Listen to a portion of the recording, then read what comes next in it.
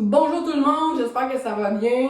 Je suis ici parce que je suis super excitée, super énervée de vous présenter un nouveau projet qui a rapport avec la massothérapie, mais qui est un peu différent de ce que je fais d'habitude. Je vais vous présenter Olivier bientôt. En fait, tout le monde est un peu éteint, si je peux utiliser ce mot-là avec le COVID.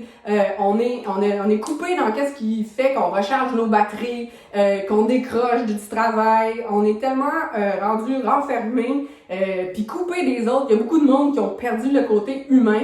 Et vous le savez, dans mon domaine, ça fait 22 ans maintenant, je suis née pour aider les gens, puis inspirer les gens, j'en mange. Puis j'avais envie de faire quelque chose de différent. Je me sentais un petit peu bloquée dans ma carrière parce que mes traitements, ça va bien, l'académie de coaching, ça va bien, les cours de mentor, ça va bien. J'avais envie de poursuivre dans aider les gens, mais d'une façon différente. Puis Olivier est arrivé comme un cheveu sur la soupe, vraiment d'une façon, je me souviens même plus comment je suis tombée sur toi. Je vais te laisser te présenter, puis après ça, on va indiquer aux gens qu'est-ce qui s'en vient, puis comment ils peuvent nous aider, parce qu'il y a beaucoup de monde qui, justement, cherche des façons d'aider les gens, puis de reconnecter avec les êtres humains dans un moment où ça a été un petit peu difficile. Fait qu'Olivier, présente-toi. Salut, je m'appelle Olivier Dagenet-Charlotte, j'ai 26 ans et j'ai créé l'organisme à but non lucratif d'une goupille à l'autre. Moi, je suis intervenant pour Raco Loisirs, des activités bowling, et à la fin des activités, on fait un souper spaghetti qui encadre tous les membres, mais les membres du personnel. À ce souper-là, j'ai rencontré une dame qui ramassait les goupilles. J'étais allé poser la question de... Par goupille, on parle des petits trucs de canettes de couleur ou en aluminium comme ça ici. Puis là, quand j'ai rencontré cette dame, quand j'ai vu cette dame-là, je lui ai demandé, je lui ai dit pourquoi tu ramasses les goupilles? Parce qu'elle ramassait les goupilles les canettes de tout le monde au souper. Puis elle a dit, ben j'ai payé mon fauteuil roulant électrique comme ça, puis je veux payer d'autres à des amis que j'ai qui n'ont pas les moyens d'en avoir. Puis moi, ben ça m'a jeté à terre, ça m'a lancé un cri du cœur dans ma tête. Puis faut que j'embarque là-dedans, c'est tellement une bonne idée. Genre tout le monde les goupilles, les jette, mais en les vendant pour le métal, ce qui enlève aucune valeur à la canette quand on l'enlève. Ça fait en sorte qu'au poids, au bout de la ligne, avec beaucoup de goupilles, on peut faire un réel changement dans la vie des gens qui n'en ont pas les moyens et qui en ont besoin de ce matériel-là. T'sais. C'est vraiment inspirant cette madame-là parce que c'est souvent le monde qui ont besoin d'aide, qui sont portés à aider le plus. Donc, dans le fond, on veut juste poursuivre le début de la vague puis la faire grossir. Comme quand on lance une roche dans l'eau, les ronds qui s'agrandissent. Fait que moi, j'ai décidé de me joindre à Olivier parce que c'est vraiment incroyable ce qu'il fait. Ça, c'est une partie intime de l'histoire. Donc, aide-nous à comprendre. Là, premièrement, il y a une page Internet, une page Facebook qui s'appelle D'une goupille à l'autre. On va mettre le lien dans les commentaires. Cette vidéo-là va passer sur ma page Facebook, sur Instagram, sur ma chaîne YouTube. Mais vous pouvez nous rejoindre justement sur la page que Olivier a créée. Vas-y. Ouais, c'est ma page D'une goupille à l'autre. Là-dessus, je mets toutes les vidéos, souvent pour expliquer qu'est-ce que je fais, où c'est que j'en suis dans mon projet, quand je reçois du matériel, quand je reçois de l'aide, quand que je vais porter du matériel. Là, des fois, je demande aux gens, est-ce que vous acceptez que je fasse une vidéo pour la remise d'un triporteur? Fait qu'on fait des vidéos comme ça, ben les gens qui donnent, ils voient le changement réel que ça apporte, puis l'émotion de surprise, l'exemple d'Alexis quand il a reçu son triporteur, qu'il en avait besoin. C'était incroyable, là. Il était content, puis tout de suite il embarquait dessus, il en faisait, puis c'est plaisant de faire plaisir, puis c'est le fun de le partager ça. Fait que je mets tout le temps tout le compte rendu de ce que je fais, tous les avancements, je le mets dessus ma page. Alors tout le monde peut voir, là, je suis transparent et tout est là.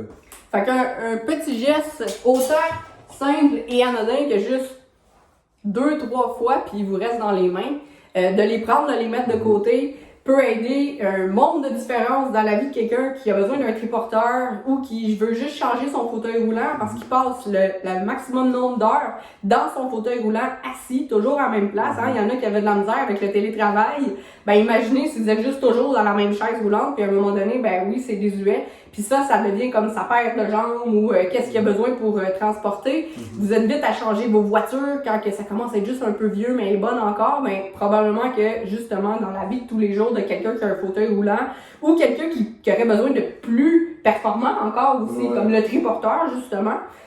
Donc, des petits gestes comme ça, juste ouvrir la goupille puis les garder, le mettre de côté, ça prend 2 secondes, c'est juste d'y penser. Moi, j'ai déjà commencé avant quand je voyais des verres de McDo dans les poubelles ou par terre, j'allais chercher les petits collants pour les cafés gratuits maintenant, mais j'enlève les goupilles sur les canettes.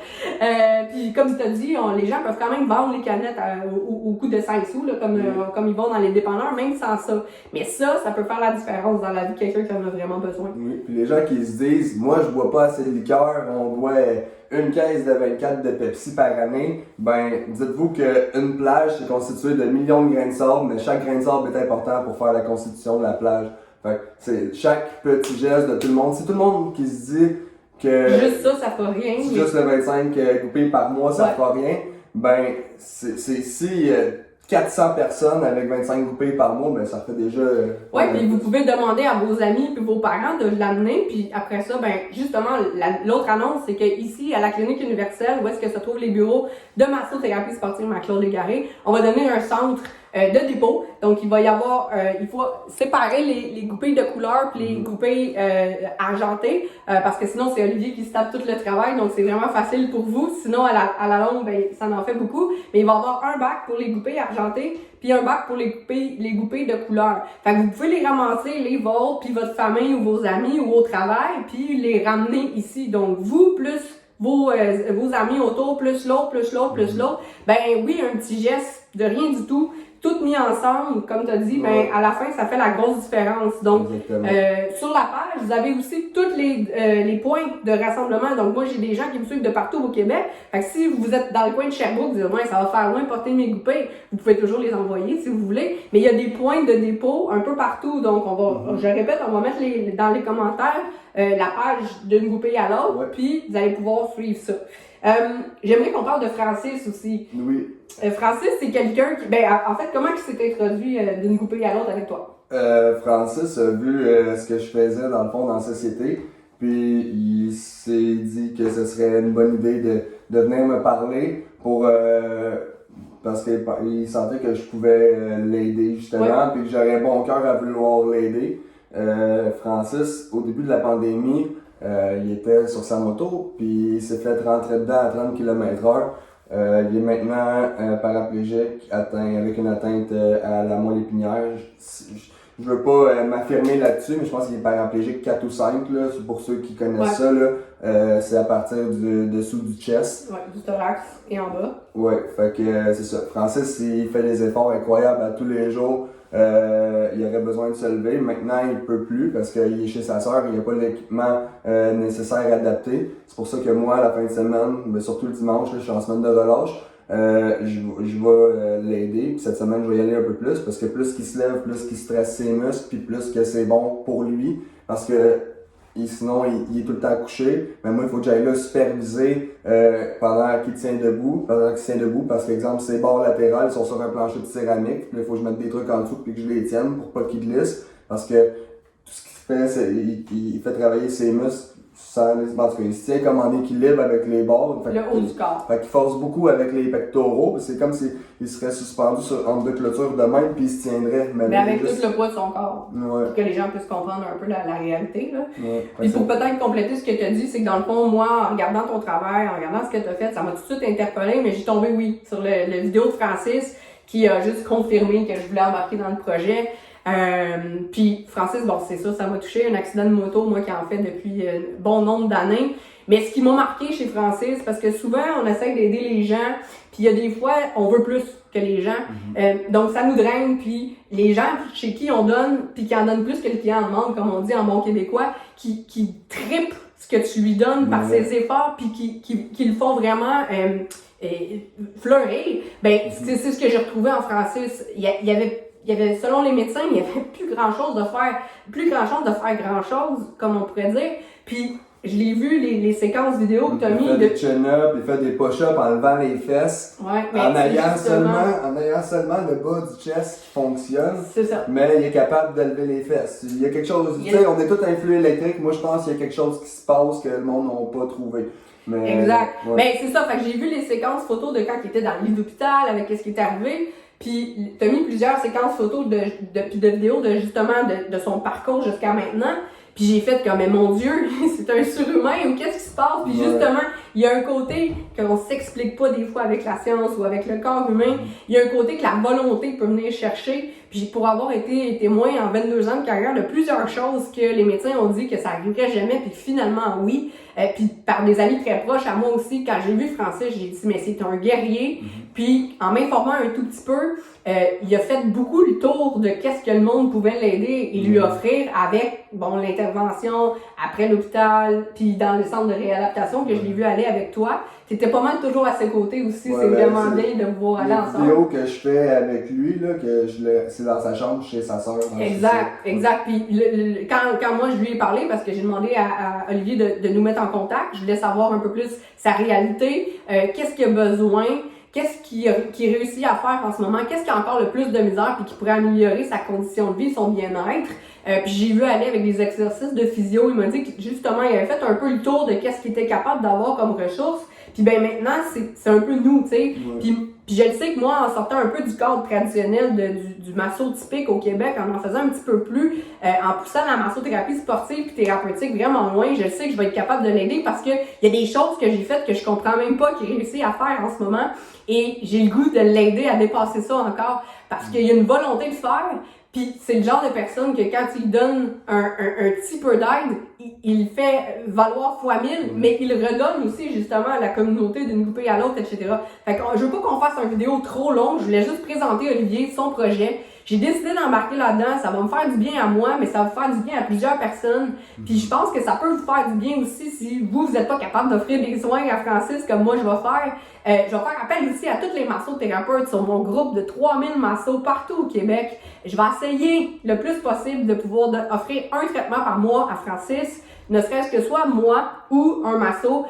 On va peut-être avoir besoin d'aide pour, même pas besoin de transport adapté. Il est capable, avec un peu d'aide, de s'asseoir dans une auto. Donc, s'il y a des gens qui veulent aller le chercher, il y avait tout? Il habite à Sainte-Marthe sur le lac. Sainte-Marthe en ce moment, donc c'est pas très loin au cas de Saint-Eustache, de l'amener soit ici à la clinique puis de le ramener. J'ai déjà des gens qui sont volontaires pour ça. Sinon, j'ai des massos qui travaillent à domicile. Fait que si on peut vous demander 1 heure par 6 mois de bénévolat, si ça vous tente d'aller aider, ne serait-ce qu'une petite demi-heure, tous les soins sont acceptés, que ce soit autant thérapeutique ou même juste détente, il y en a besoin.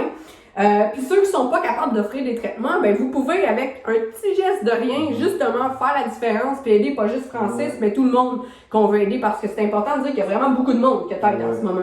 Puis Francis, au-delà de la massothérapie, il a également besoin en ce moment d'un physio, d'un ergo, d'un TRP. Je sais pas c'est quoi le terme. Thérapeute en réadaptation physique. Fait que c'est ça, c'est pour la réadaptation physique. Puis aussi, quelqu'un qui voudrait se proposer pour aller à la piscine, un intervenant. Faire des repas aussi, j'imagine, ça peut aider pour plusieurs.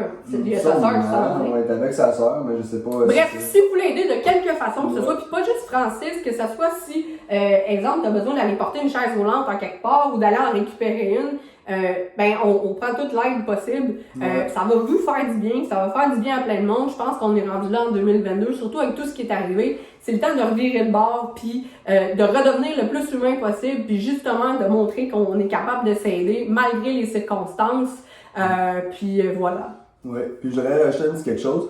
Comme les coupés, ça prend beaucoup pour faire un peu d'argent, ça fait en sorte que si vous voulez aider, mais que vous êtes loin et que vous n'avez pas encore de point de collecte disponible dans votre région, ça va vous coûter plus cher de l'envoyer par la poste que de faire un don. C'est pour ça que moi, j'ai mon GoFundMe qui apparaît sur ma page, une coupée à l'autre, dans les premiers liens dans la description, vous allez voir ça dans les légendes. On va le mettre dans les commentaires aussi. Puis ainsi qu'un GoFundMe qu'on a fait pour Francis, parce que Francis, il fait tellement des efforts incroyables tout le temps, c'est incroyable. Je vais chez eux, on joue au dard, puis lui il se tient avec une main, puis il lance son dard bullseye, là, c'est malade. Fait que c'est ça, on veut lui financer un exosquelette, ça vaut extrêmement cher. Wow. Alors c'est pour ça qu'on a besoin de votre aide, de votre soutien, et un gros merci pour l'écoute. Donc, soit les goupilles, soit un don, soit en votre temps pour faire soit du voyagement, aller porter des trucs, aller récupérer des trucs, aller chercher Francis, l'amener chez moi, ou carrément juste une somme d'argent si vous êtes capable, qui va faire la différence dans la vie de quelqu'un, mais pas une petite différence, une grosse différence. Donc, merci tout le monde. On va vous mettre tous les liens qu'on a parlé dans les commentaires. Partagez le plus possible, soit la page de Francis d'une coupée à l'autre, ou carrément cette vidéo-là, ou que vous le voyez sur Facebook, sur YouTube. Taguez des amis, c'est ce qui va nous aider le plus pour que ça soit vu partout. Parce que comme on a dit, un petit geste qui va faire la grosse différence, que ça soit juste un partage, qui vous coûte rien puis qui prend littéralement 10 secondes. Puis ça fait en sorte que votre famille, là, vous le savez pas, peut-être qu'un cousin a une blonde que sa grand-mère aurait besoin d'un fauteuil, mais parce que vous l'avez partagé, on va être capable de rejoindre cette personne-là puis de l'aider. Fait que c'est le partage de tout le monde qui fait en sorte que nous, on existe, que les gens ils savent que nous, on existe. Puis le fait que les gens ils savent qu'on existe fait qu'ils peuvent venir nous demander de l'aide. Alors c'est pour ça que c'est bien important de partager. Puis je rajouterais peut-être une chose, si vous connaissez quelqu'un qui a besoin d'aide, qui a besoin de ces services-là, ben justement, mettez-le en contact avec nous. Puis si vous avez d'autres idées pour quoi que ce soit d'autre pour pouvoir nous aider, ben allez-y, mettez ça dans les commentaires, on est super ouverts. Yes. C'est pas la première fois que vous voyez Olivier avec moi, ça sera, c'est la première fois, mais ça sera pas la dernière fois. Yes. Puis on va documenter les vidéos quand on va faire des traitements pour Francis. Commencez à aller suivre ça. T'as-tu une page, une chaîne YouTube toi aussi? Non, j'ai pas une chaîne YouTube, j'ai juste une chaîne Facebook. Éventuellement, c'est en préparation de peut-être, on parlait de faire une page Instagram. Okay. Mais là, moi, je suis pas vraiment T'avais un TikTok aussi. J'ai commencé un TikTok également. Ah, et TikTok, ok, pour toutes les vidéos. Mais de toute façon, tu repartages tout sur ta page Facebook. Oui. Fait que si on peut regrouper tout le monde, ça sera là. Oui. Sur la page d'une groupée à l'autre.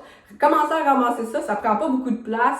Puis comme on a dit, si jamais aussi vous voulez devenir un centre de distribution, de dépôt pour, si vous avez une place comme ici, une clinique multidisciplinaire, contactez-moi. Ou carrément une business, puis vous voulez faire la différence, vous juste mettre des petits pots, des chaudières, puis on vous fournit même la pancarte qui explique pour que les gens puissent mettre ça. On te contacte sur ta page, vous pouvez écrire.